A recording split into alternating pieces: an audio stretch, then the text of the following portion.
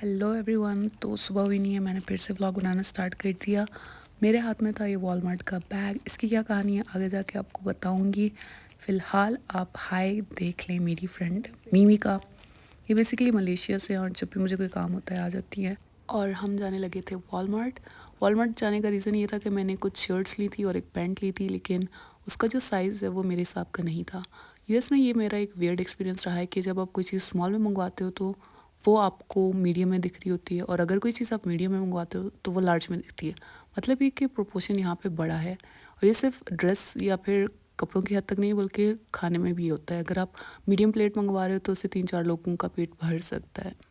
इसके अलावा अगर ट्रांसपोर्टेशन की बात करूँ, अगर आप मेन सिटी में रह रहे हैं जैसे कि न्यूयॉर्क सिटी, तो वहाँ पे तो आपको मेट्रो और सबवे वगैरह मिल जाती हैं। लेकिन मैं रह रही थी यूटिका न्यूयॉर्क में। ये अपस्टेट न्यूयॉर्क है, यानी थोड़ा बहुत साइड एरिया। तो यहाँ पर लोगों के पास अपनी कार वगैरह थी, लेकिन हम जैसे इंटरनेशनल स्टूडेंट्स के लिए पिक एंड ड्रॉप का इशू रहता था, क्योंकि हमारे पास तो अपनी कार थी नहीं। इसलिए एक जगह से दूसरी जगह जाने के लिए हम लोग क्या करते थे, या तो हम लोग लिफ्ट कराते थे, जैसे कि आपको दिख रहा है लिफ्ट करीम। ऊबर जो है, अगर मैं कंपैरिजन करूँ इन सब का, तो ऊबर सबसे ज़्यादा एक्सपेंसिव था, लिफ्ट उससे कम। और इसके अलावा प्राइवेट टैक्सी सर्विसेज भी होती हैं जो कि इन दोनों से फिर एक्सपेंसिव होता है। तो आपने अपने बजट के हिसाब से डिसाइड करना होता है कि आप कहीं पे अगर आप ट्रैवल कर रहे हो तो आप कैसे ट्रैवल करोगे। या फिर हम लोग क्या करते थे कि अगर कोई कार वाला दोस्त हमारा गलती से बन गया है तो उससे हम लिफ्ट ले लेते थे। अब मेरा एक्सपीरियंस इस सिलसिले में ये रहा है कि कोई भी आपको फ्री में लिफ्ट नहीं देता, आपसे कोई ना कोई एडवांटेज ले रहा होता है। और इन्फ्लेशन इतनी है कि अच्छे दोस्त भी एक टाइम पे आके बहाने बनाने लग जाते हैं कि वो क्यों नहीं आपको लिफ्ट देते। तो बेहतर यही रहता है कि आप लोग अपने बजट में से पैसे बचा के ट्रैवलिंग पे लगा दो। खैर, बातों बातों में आप बाहर का नज़ारा भी देख रहे होंगे। यहाँ पर सारे जो घर थे ना वो एक ही तरह के थे, तो मैं थोड़ा हैरान हुई। मैंने इसके बारे में सर्च किया, लोगों से पूछा कि क्या सीन है, तो फिर मुझे पता चला कि एक तो एस्थेटिक लगता है जब तमाम घर एक तरह से बने हुए हों। दूसरा ये है कि कंस्ट्रक्शन इतनी आसान रहती है।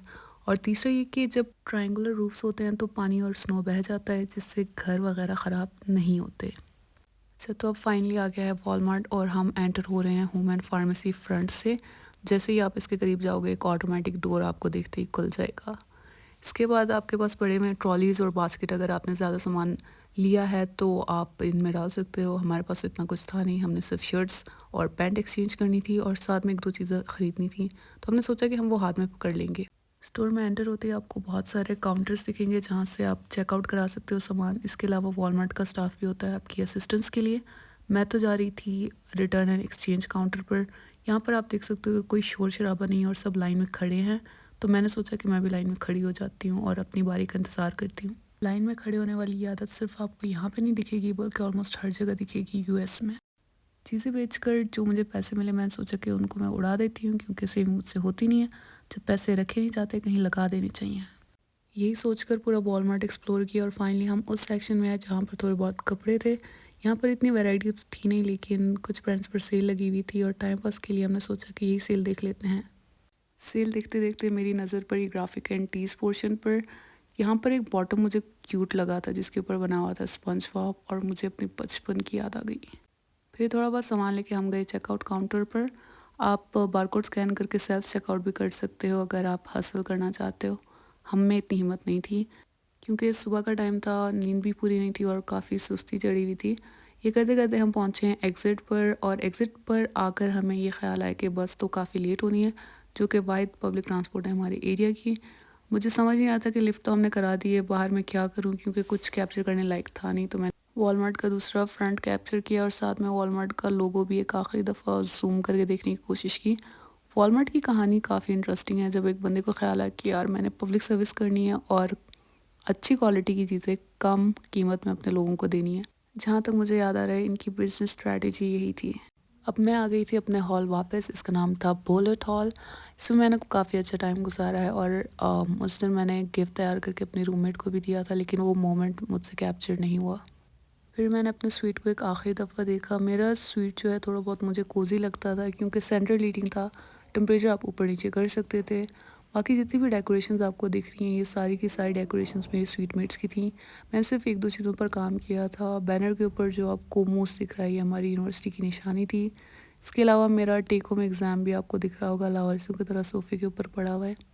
वैसे तो मेरी फील्ड फार्मेसी और इनऑर्गेन्स इतना कोई वास्ता नहीं था, लेकिन बी प्लस ग्रेड आ गया था, फिर मैं सोचा आपको अपनी एक झलक दिखा देती हूँ आगे जाने से पहले। इसके बाद हम जाने लगे थे मनसन। मनसन एक आर्ट इंस्टीट्यूट है यूटिका में जिसको काफ़ी लोग विज़िट करते हैं।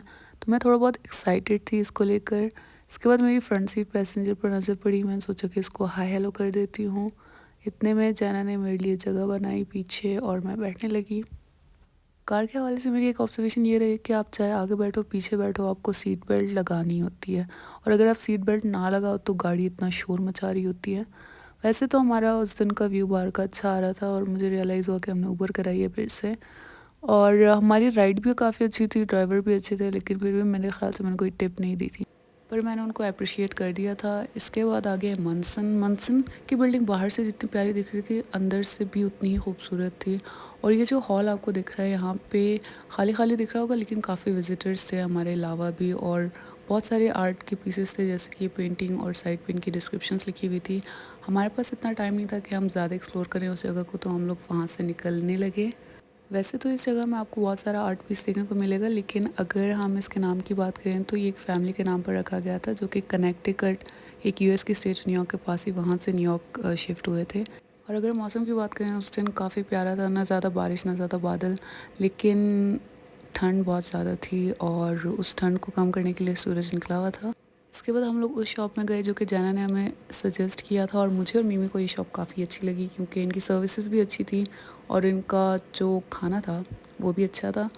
अंदर एंटर होते ही हम लोग रिसेप्शनिस्ट के पास गए थे जहाँ पर लगा हुआ था एक क्यूआर कोड, उसको स्कैन करके हम लोगों ने मेन्यू चेक करना था।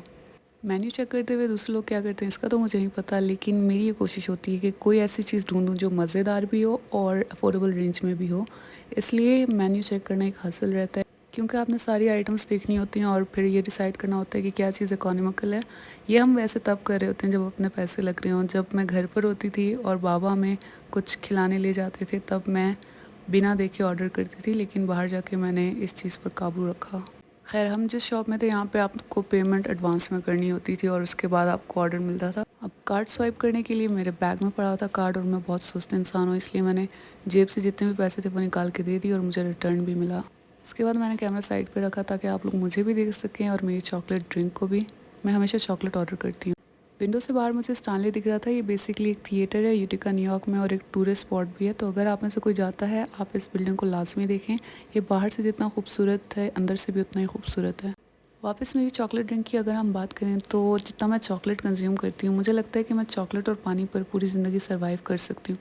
कुछ लोग कहेंगे अनहेल्दी है, लेकिन क्या फ़र्क पड़ता है, मज़ा तो आता है। खा पी कर हम लोग फिर निकले बाहर क्योंकि हमें जाना था बैंक, और बैंक वॉकिंग डिस्टेंस पे था। जब कोई चीज़ वॉकिंग डिस्टेंस पे हो तो हम लोग लिफ्ट, ऊबर या फिर पब्लिक ट्रांसपोर्ट यूज़ नहीं करते। बैंक में काफ़ी खामोशी थी और क्रिसमस के आसपास दिन चल रहे थे तो मूवी भी लगी हुई थी, लेकिन मेरे पास टाइम नहीं था मूवी देखने का। मैं सिर्फ आई थी बैंक अकाउंट क्लोज़ करवाने। बैंक अकाउंट क्लोज़ कराने की ये कहानी है कि अगर आप इंटरनेशनल स्टूडेंट है जो कि एक्सचेंज प्रोग्राम पर आए हुए हैं तो ये आपकी प्रोग्राम रिक्वायरमेंट होती है कि वापस जाने से पहले बैंक क्लोज़ करना है। खैर फिर हम पहुंचे यूटिका के बस टर्मिनल पर। यहाँ पर कुछ बसेस खड़ी थी और हमने अपनी बस का वेट किया और उसके बाद पे किया $1 जो कि ट्रांसपोर्टेशन फ़ीस थी। इसके बाद हम लोग बैठने लगे अपनी डेजिग्नेटेड सीट्स पर। इसके बाद टाइम हो गया था डाउनटाउन यूटिका को बाय कहने का। ये मेरी फेवरेट जगह थी। जब भी मैं कैंपस में बोर हो जाती मैं बस लेकर यहाँ पर आ जाती थी। यहाँ पे काफ़ी अच्छी जगह हैं जो मैंने विज़िट की और काफ़ी मेमोरीज़। लास्ट में मेरा डिनर था एज़रा एमोर मिमी के साथ जो कि मेरे इंटरनेशनल फ्रेंड्स हैं, बहुत करीबी। आज के लिए इतना काफ़ी है। आगे के व्लॉग्स के लिए लाइक और सब्सक्राइब कर देना। बाय।